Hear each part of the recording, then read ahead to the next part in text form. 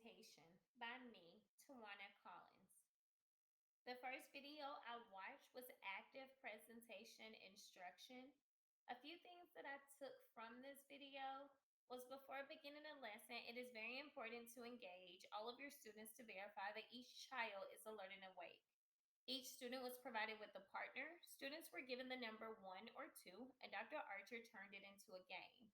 Allowing students to work with someone allows them to become comfortable with sharing information within their classroom. Dr. Archer explained her expectations by providing the students with examples. One thing that I will take from these points from the video to incorporate in my special education classroom or with a child with a learning disability is to start off the class with something fun to do to engage the student into learning. If a child likes to draw or sing, I will first do a technique that incorporates one of the two. The second video I watched was alternative passage reading procedures. The thumbs up exercise is a great technique for students who are shy or nonverbal. Whispering to students will allow students to participate without having the anxiety of speaking in front of a class. Not every child works at the same pace, so having something to do for those who finish early is a great technique to use in all classrooms. Teaching students to read using their finger as a guide will help them to not omit words and become better readers. One technique from the four that I have listed that I will incorporate in my special education classroom or with a child with a learning disability is the last one, which is teaching that student how to utilize their finger as a reading tool to guide them through a passage.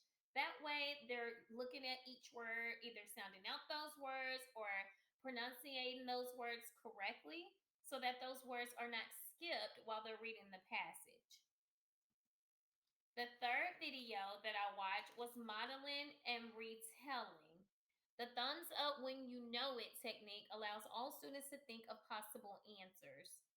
The stages activity will allow students to focus on what they are reading and retell what they've learned.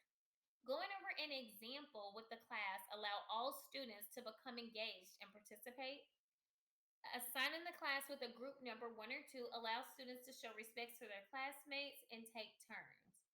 Out of all of these points that I found in this video, the one that I will incorporate in my special education classroom or with the child with a learning disability is the stages activity.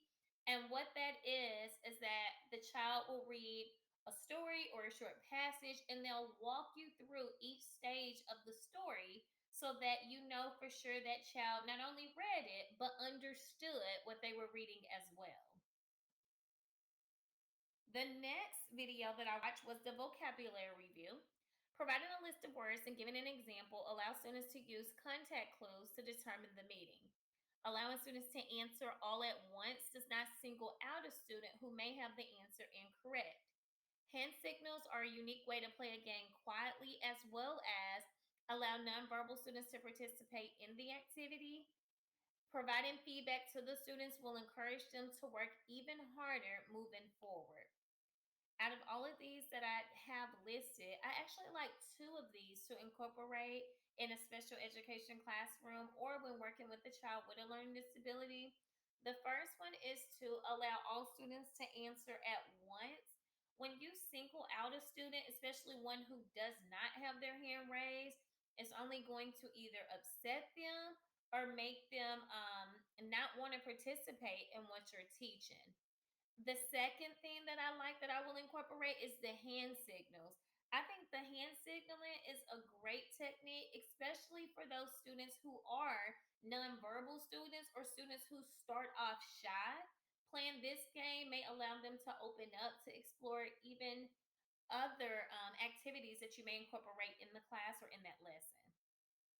And this brings me to my final video that I watched.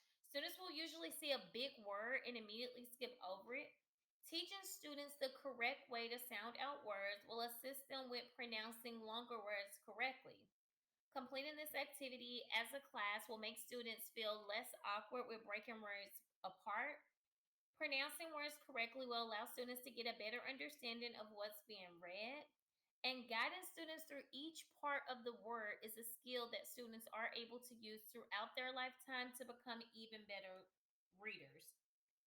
So, my absolute favorite technique that was talked about and utilized in this video was taking a word and breaking it down to sound it out by saying the first, middle, and then last.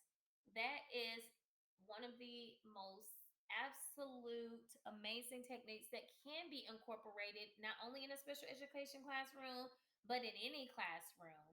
And breaking the words down instead of having a child skip over it or wait for you to tell them what the word is, if they take the time to sound those words out, those children can identify those words themselves and also use context clues to determine the meaning of that word as well.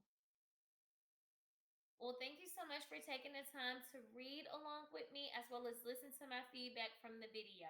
I hope that you all enjoyed it and have more feedback to give me. Thank you so much.